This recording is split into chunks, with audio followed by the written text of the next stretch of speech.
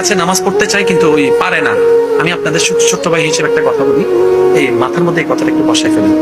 নামাজ পড়লে সওয়াব, না পড়লে গুনাহ, এই চিন্তা আমাদের সবার মাথায় আছে।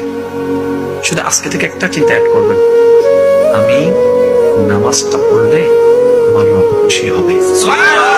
বাস এই কথাটা মাথায় রাখবেন, আমি নামাজটা পড়তে পারলে আমার রব খুশি হবে, আমি ওযুটা বানালে আমার রব খুশি হবে। আপনি শুধু এই চিন্তাটা একটু মাথায় নেন, এই চিন্তাটা একটু মনে নেন যে আমার রব খুশি হবে, তারপর আপনি নিজেই দেখতে পাবেন ওই কাজের মধ্যে আপনি 1000 গুণ বেশি স্পিড অনুভব করবেন।